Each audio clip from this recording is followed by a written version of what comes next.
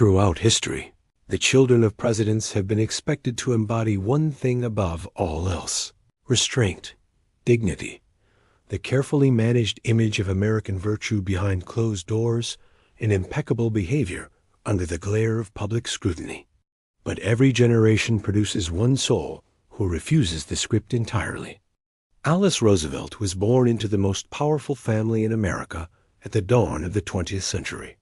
Beautiful, razor-sharp, and utterly ungovernable, she turned the White House into her personal stage and the entire nation into her captivated audience. She smoked in public when ladies didn't dare. She gambled, raced cars, and traveled the world without chaperones. She buried a voodoo doll in the White House lawn and kept a pet snake in her purse. The press called her Princess Alice, but there was nothing demure about her ring. Yet beneath the champagne and scandal lay something far more complex. A woman shaped by abandonment, raised in emotional exile, and determined to be seen on her own terms, no matter the cost. How does the daughter of Theodore Roosevelt, born into privilege and tragedy in equal measure, become the most rebellious, controversial, and enduring woman in American political history? This is the story of Alice Roosevelt Longworth, a woman who lived nearly a century and never, for a single moment, apologized for being exactly who she was. And if you enjoy uncovering the hidden lives behind history's most fascinating figures, don't forget to like and subscribe for more stories the history books tried to soften. Alice Lee Roosevelt entered the world on February 12, 1884, in a brownstone at 6 West 57th Street in New York City. Her arrival should have been a moment of pure joy for Theodore Roosevelt, the ambitious young assemblyman whose future seemed boundless. Instead, it marked the beginning of the darkest 48 hours of his life. 2 days after Alice's birth, on Valentine's Day, 1884, Theodore returned home from the New York State Assembly to find his household engulfed in crisis. His mother, Martha Bulloch Roosevelt, lay dying of typhoid fever on the 3rd floor. His wife, Alice Hathaway Lee Roosevelt, the golden-haired beauty he had courted with passionate intensity, was failing rapidly from undiagnosed Bright S disease, a kidney condition masked by her pregnancy. By 2 a.m. on February 14th, both women were dead. Theodore, just 25 years old, was shattered beyond recognition. In his diary that night, he drew a large X and wrote only, "The light has gone out of my life." He could not bear to speak his late wife's name. He could not bear to look at the infant daughter who carried it. Baby Alice became an orphan in spirit, if not in fact. Within days, Theodore handed her over to his eldest sister, Anna Roosevelt, known to all as Bamie. For the next 3 years, Alice would be raised in her aunt's elegant home on Madison Avenue, a beautiful child whom her father could not bring himself to claim. Bamie, despite her physical challenges, she suffered from a spinal deformity that left her with a prominent hunchback, possessed warmth, intelligence, and an unshakable sense of duty. She became Alice's first true maternal figure, showering the little girl with the affection her grieving father could not provide. Theodore, meanwhile, fled west. He purchased a cattle ranch in the Dakota Badlands and disappeared into the wilderness, trying to outrun his grief through physical exhaustion. He wrote prolifically during this period, essays, reflections, hunting memoirs, but never about his daughter. To his friends and family, it was as though Alice simply did not exist. During these formative years, Alice was also frequently sent to Boston to stay with her maternal grandparents, the Lees. There, in the gracious homes of Chestnut Hill, she was surrounded by people who treasured her mother's memory. They told her stories, showed her photographs, let her play with her mother's childhood dolls. The Lees represented everything Theodore could not give her, a connection to the woman whose death had defined her existence. By 1886, Theodore had begun to rebuild his life. He rekindled a romance with Edith Kermit Caro, a childhood friend from a respectable but financially strained New York family. They married quietly in London in December 1886, a subdued affair that reflected Theodore's lingering melancholy. When the newlyweds returned to America in early 1887, Edith made a decision that would reshape Alice's life. The child, now 3 years old, would live with them. Not out of sentiment, necessarily, but out of propriety. Edith was already pregnant with their first child together, and it would have been unseemly for Theodore's daughter to remain elsewhere. And so Alice was retrieved, brought into a household where she was wanted, perhaps, but not beloved. Theodore and Edith settled at Sagamore Hill, a sprawling estate in Oyster Bay, Long Island. It should have been a paradise for a child, acres of woods, beaches, horses, and the boundless energy of Theodore Roosevelt himself, a man who famously never walked when he could run. But for Alice, Sagamore Hill was a cold house. Edith Kermit Roosevelt was not cruel, but she was reserved, intensely private, and deeply protective of her own children with Theodore. She gave birth to Theodore Jr. in September 1887, followed by Kermit in 1889, Ethel in 1891, Archibald in 1894, and Quentin in 1897.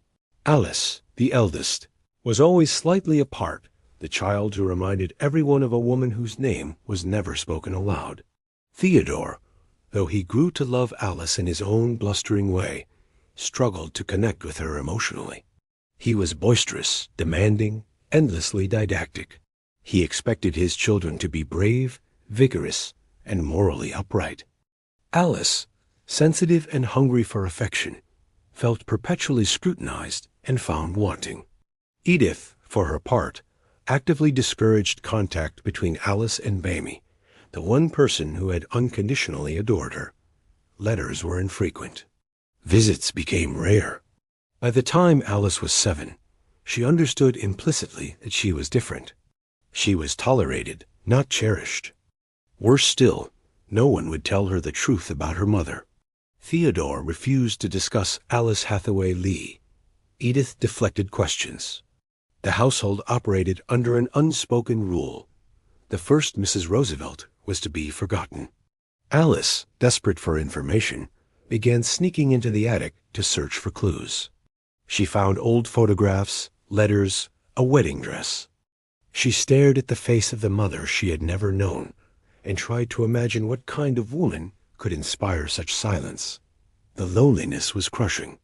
Alice later wrote, "I was a nobody in a family of somebodies." In 1898, everything changed. The USS Maine exploded in Havana Harbor, and America plunged toward war with Spain. Theodore, then Assistant Secretary of the Navy, resigned his post and formed a volunteer cavalry regiment, the Rough Riders. At 39, he was finally going to test himself in battle, the ultimate expression of his philosophy of the strenuous life. Alice, now 14, was sent back to Bamie's care, while Theodore trained in Texas and Edith recovered from yet another difficult pregnancy. Under Bamie's guidance, Alice blossomed. She took music lessons, learned proper etiquette, and wrote clever letters that even Edith grudgingly admired. That summer, Alice taught herself to ride astride sitting on the saddle like a man rather than side saddle, as was expected of ladies. It was a small rebellion, but a significant one. She was beginning to test boundaries. When Theodore returned from Cuba, as a war hero, his charge up San Juan Hill had made him a national celebrity. His political career exploded. He was elected governor of New York in November 1898 by a landslide. For the first time in her life, Alice was no longer just Theodore Roosevelt's awkward eldest daughter. She was the daughter of a famous man, and people were beginning to notice her. In 1900, the Republican Party selected Theodore as William McKinley's running mate in the presidential election. Edith disapproved. She thought the vice presidency a dead-end position, but Alice was thrilled. Washington meant society attention, and most importantly, distance from the suffocating atmosphere of Sagamore Hill. The McKinley-Roosevelt ticket won decisively. On March 4, 1901, Alice attended the inauguration in a white gown selected by Edith. She felt underdressed compared to the other women in attendance, a familiar sensation of being slightly out of place. During the ceremony, she accidentally sat in First Lady Ida McConley's chair, a faux pas that mortified Edith but secretly amused Alice.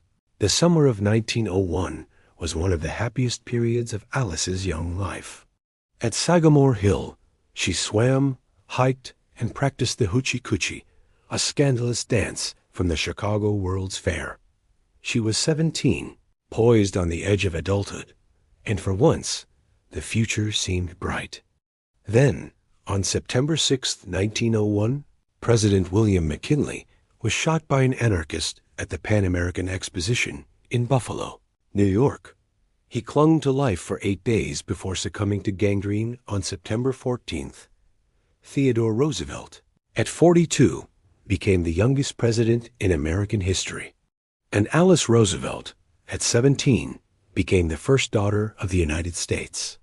Publicly, Alice maintained her composure. Privately, she was electrified.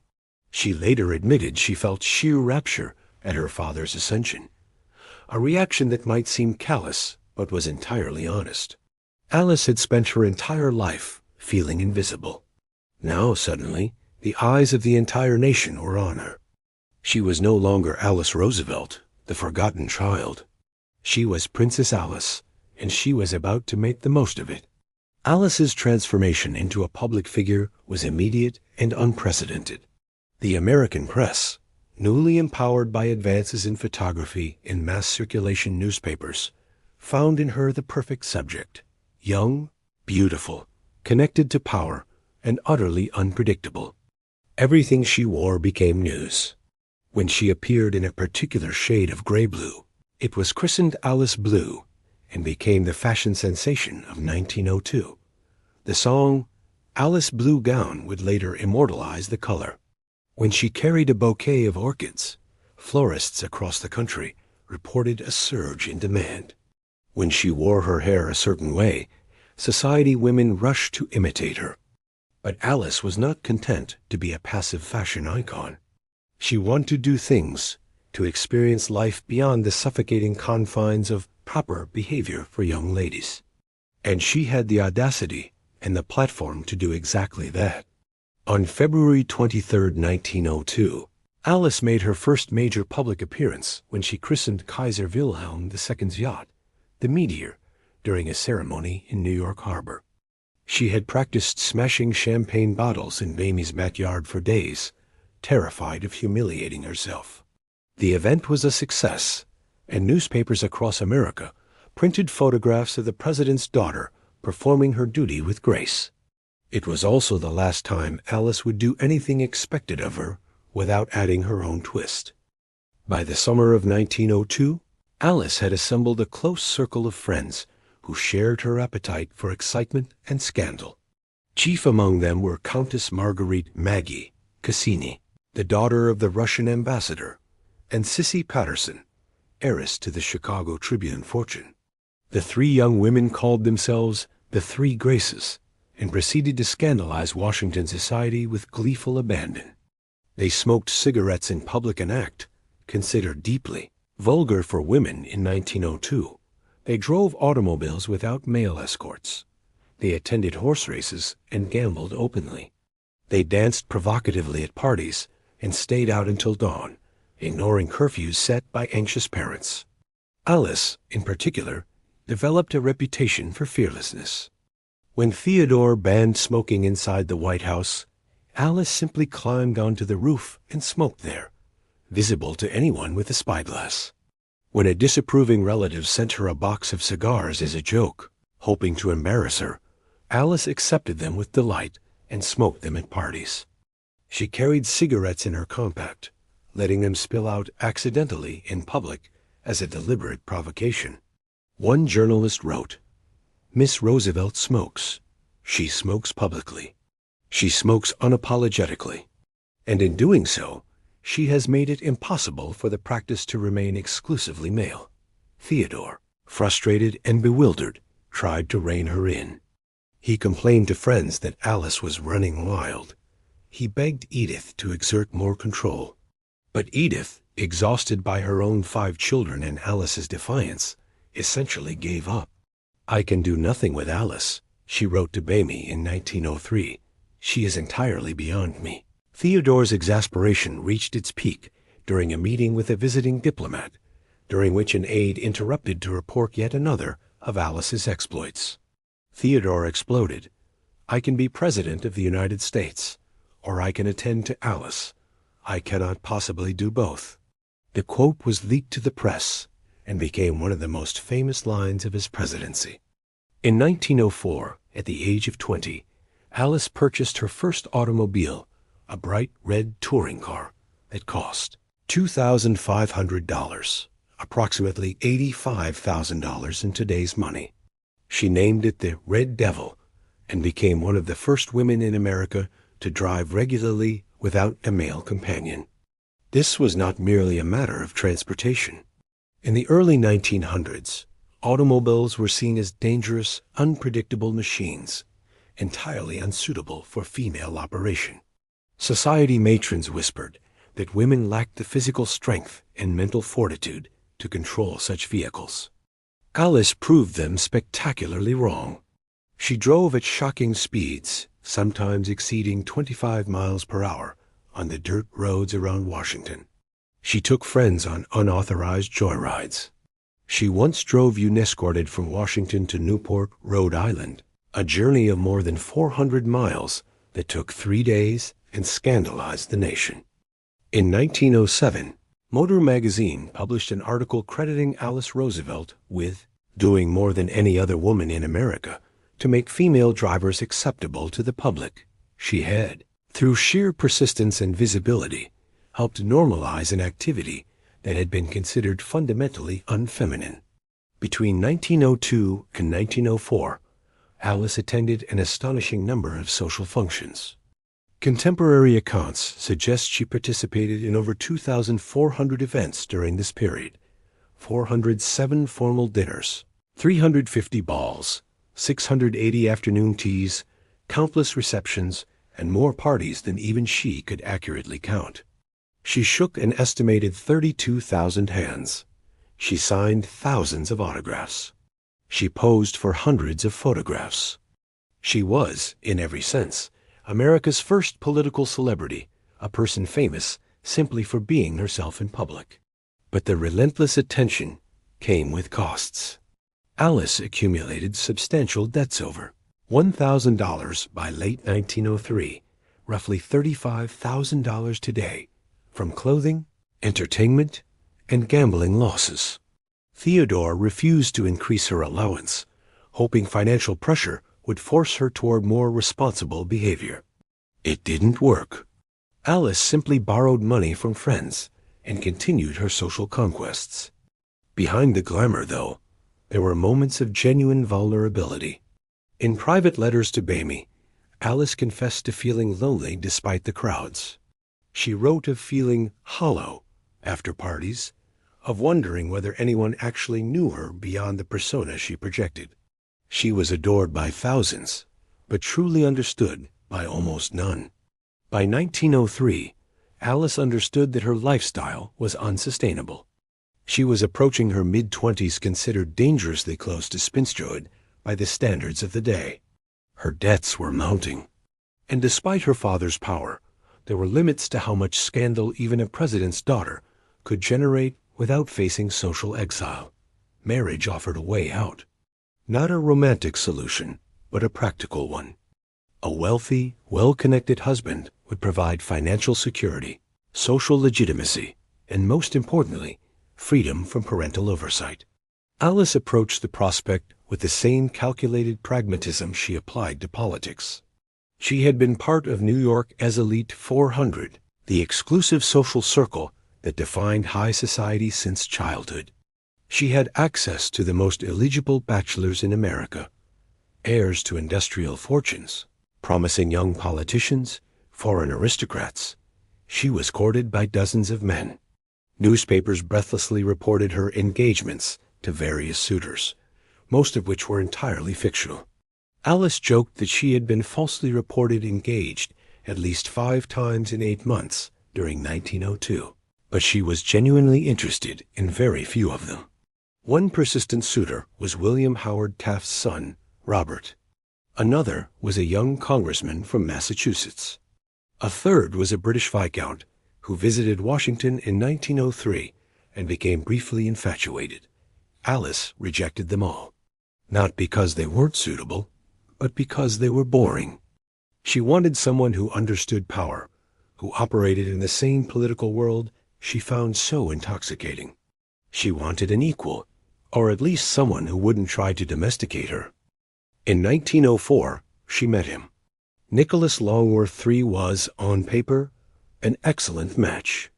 Born in 1869 in Cincinnati, he came from one of Ohio's wealthiest and most established families. His grandfather had made a fortune in real estate, leaving Nicholas with an inherited income that made him financially independent. He was educated at Harvard, where he excelled in music. He was an accomplished violinist.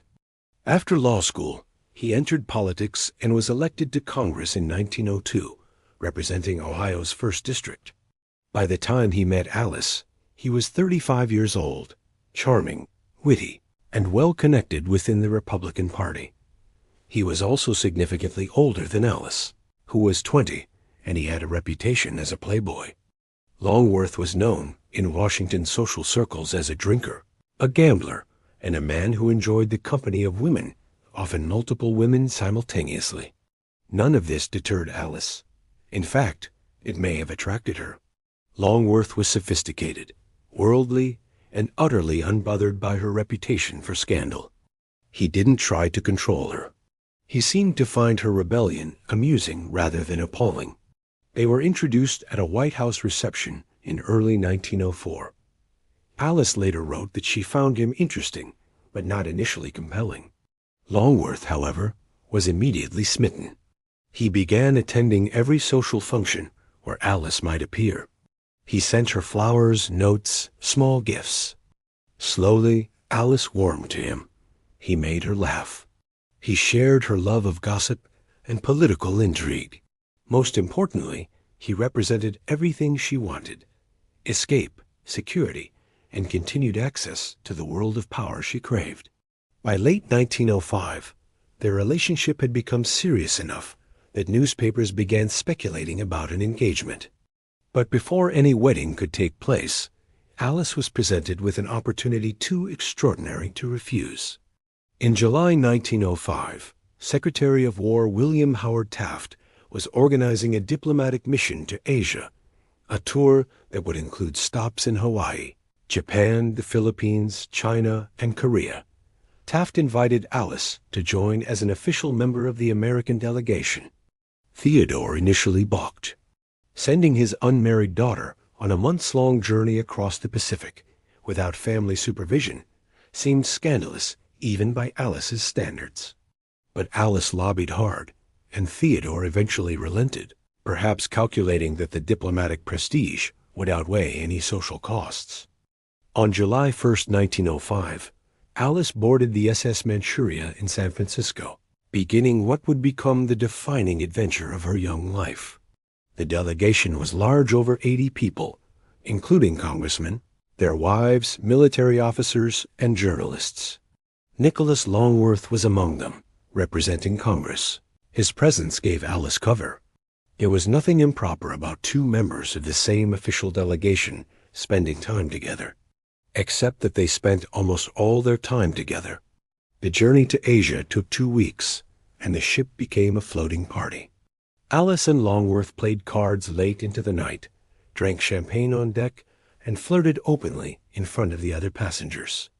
By the time the Manchuria reached Hawaii, rumors were circulating that they had become lovers. Whether the rumors were true remains a matter of historical debate. Alice never confirmed or denied a shipboard romance, and Longworth was too much of a gentleman or too careful of his reputation to discuss it publicly. But the speculation followed them throughout the trip. In Japan, Alice was treated like visiting royalty. The Japanese government, eager to cultivate good relations with America, rolled out an elaborate welcome. She attended state dinners, visited temples, and was granted a private audience with Emperor Meiji on honor, almost never extended to women. The Japanese press became fascinated with her. They called her the American Princess and documented her every move. Alice, for her part, was charmed by Japan. She bought kimonos, learned basic phrases in Japanese, and declared it her favorite country in the world. In the Philippines, the atmosphere was more complex. The islands had been an American colony since 1898, and the ongoing insurgency made the visit politically sensitive. Alice visited military installations, met with Filipino leaders, and toured schools built by the American administration. She also swam in tropical waters, rode horses through jungle paths, and generally behaved as though she were on vacation rather than a diplomatic mission.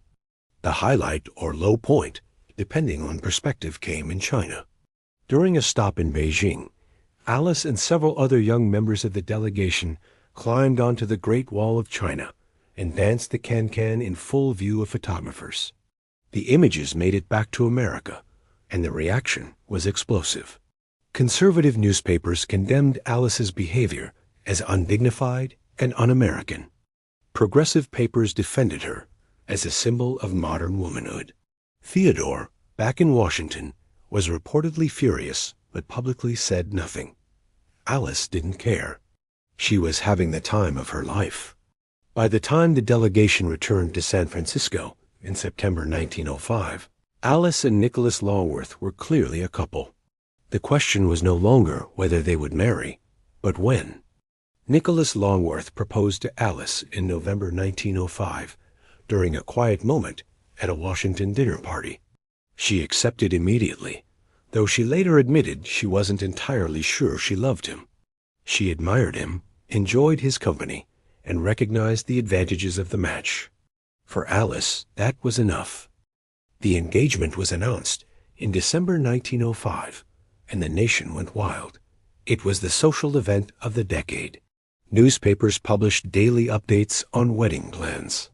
Stores advertised Alice Roosevelt engagement specials. Songs were written about the couple. Theodore and Edith were relieved. After years of worry, Alice was finally going to be someone else's responsibility. The wedding took place on February 17, 1906, at the White House, only the second presidential wedding ever held there. Over 1,000 guests attended, including foreign dignitaries, Supreme Court justices, cabinet members, and the elite of Washington society. Alice wore a white satin gown with an 18-foot train. Her veil had belonged to her mother, Alice Hathaway Lee, one of the few tangible connections she had to the woman she'd never known. Theodore walked her down the aisle, beaming with pride and visible relief. The ceremony was performed by the Bishop of Washington in the East Room, which had been transformed into a floral wonderland. Thousands of orchids, roses, and lily filled every corner. The reception lasted for hours. Alice and Nicholas cut a 5-tiered wedding cake, danced their first waltz, and greeted an endless line of well-wishers. The presents were spectacular: a pearl necklace from the Chinese Empress Dowager, a tapestry from the Kaiser, silver from the King of England, and over 3,000 other gifts from admirers around the world. It was, by any measure, the wedding of the century. But it was also the beginning of the end of Alice's innocence. Alice and Nicholas Longworth settled into a fashionable townhouse on Connecticut Avenue in Washington. On the surface, they appeared to be a golden couple, attractive, wealthy, politically connected. They entertained constantly, attended every important social function, and moved effortlessly through the highest circles of power.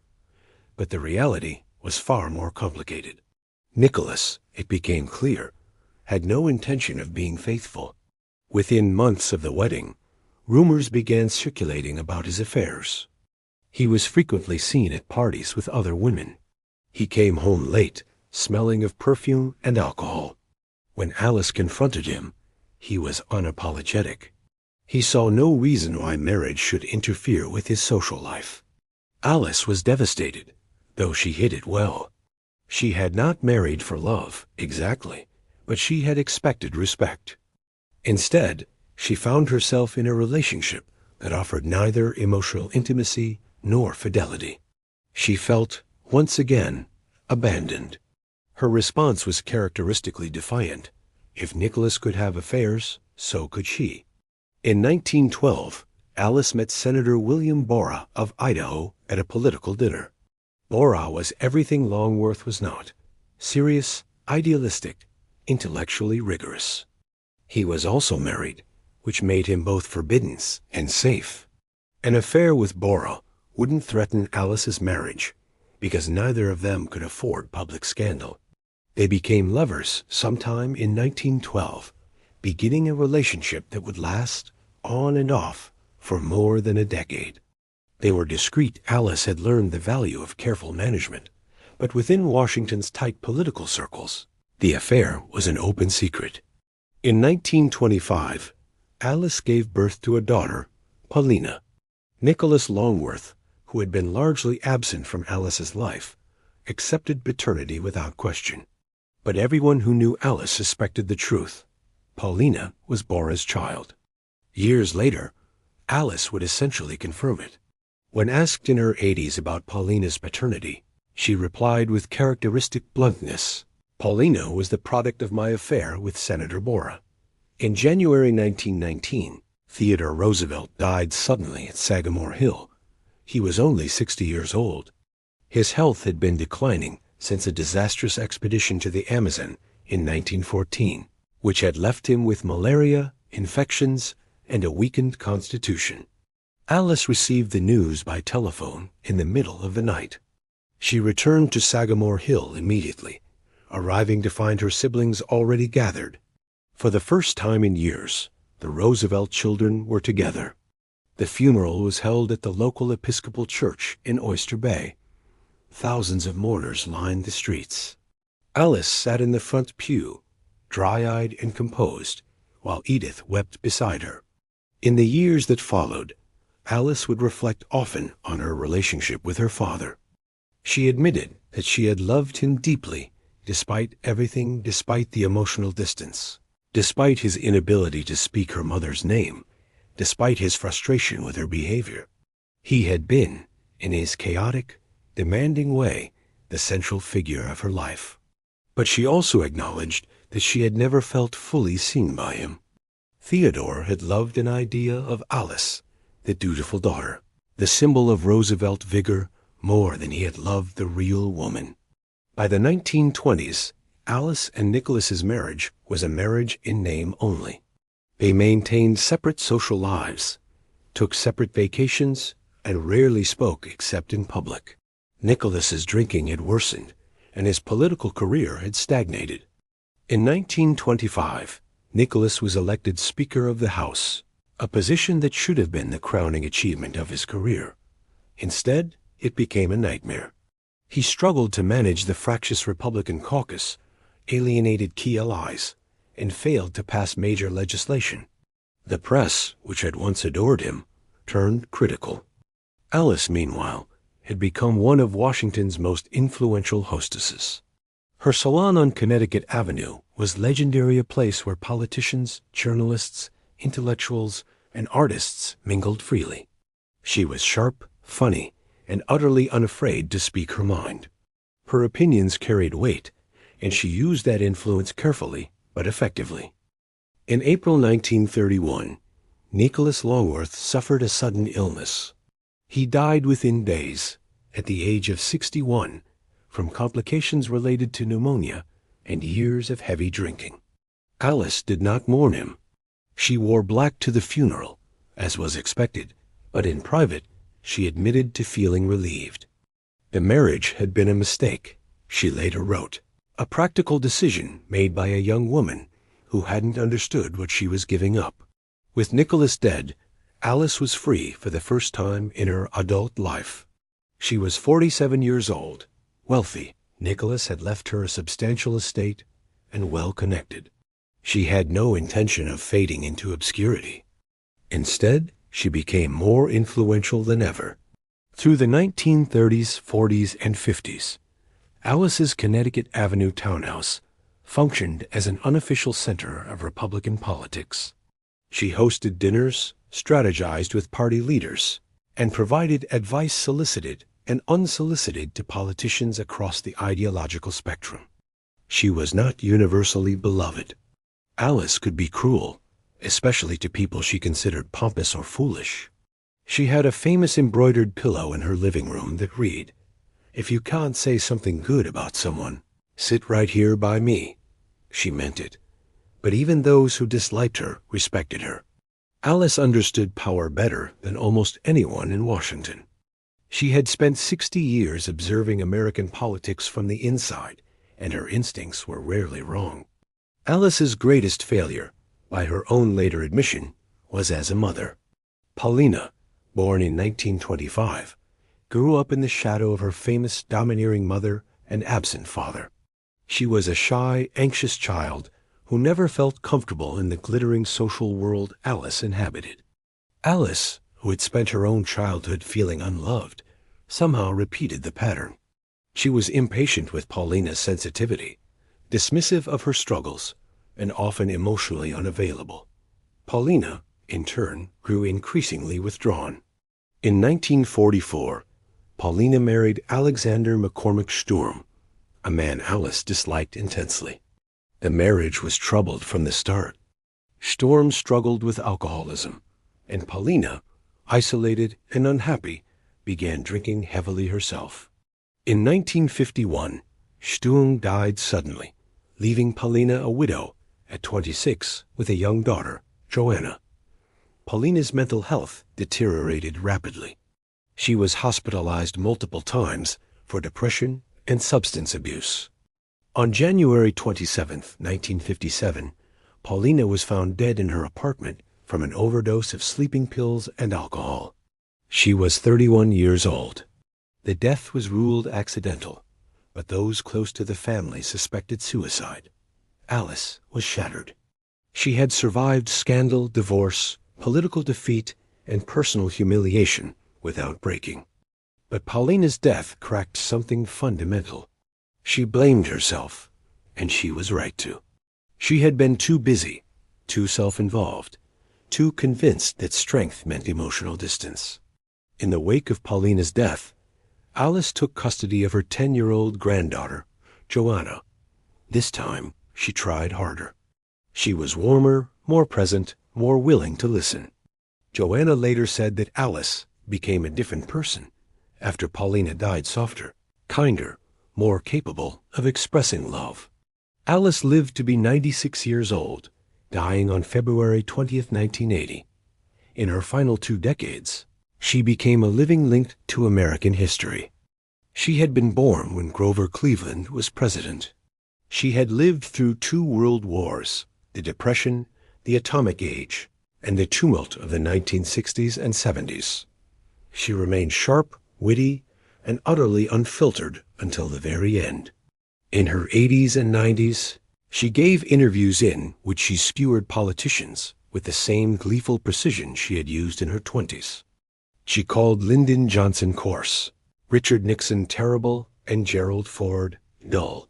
She attended state dinners at the White House during multiple administrations, always the oldest and often the most interesting person in the room. When asked, late in life, whether she had any regrets, Alice thought for a moment and then said, "I should have been more careful with Paulina." Everything else? No, I lived exactly as I wished, and that was the truth. Alice Roosevelt Longworth had spent 96 years refusing to be managed, controlled, or diminished. She had scandalized society, broken rules, survived tragedies, and left an indelible mark on American culture. She had been, in every sense, impossible and unforgettable. On February 20th, 1980, Alice Roosevelt Longworth died peacefully at her home in Washington, D.C., surrounded by family. She was buried next to Paulina in Rock Creek Cemetery, far from the Roosevelt family plot at Oyster Bay. Her funeral was attended by hundreds of former presidents, senators, diplomats, journalists, and ordinary citizens who had been captivated by her story. The eulogies praised her wit, her intelligence, and her indomitable spirit. But what they could unfully capture was this: Alice Roosevelt Longworth had been a woman born into a world that wanted her silent, obedient, and decorative. She had refused that fate with every fiber of her being. She had smoked, driven, gambled, and loved on her own terms. She had been abandoned, betrayed, and broken, and she had survived it all by sheer force of will. She was not perfect. She was, by her own admission, a difficult person, sharp-tongued, often cruel, and emotionally guarded. She failed her daughter in ways she could never repair, but she was also extraordinary. She transformed the role of first daughter into something powerful. She helped normalize behaviors, smoking, driving, public political engagement, that expanded women's possibilities. She lived nearly a century with authenticity, never apologizing for being exactly who she was. In the end, Alice Roosevelt Longworth was proof that even in a world designed to constrain women, one determined soul could refuse the script entirely and write her own story instead. America's rebellious princess lived on her own terms until the very end, and history has never forgotten her name.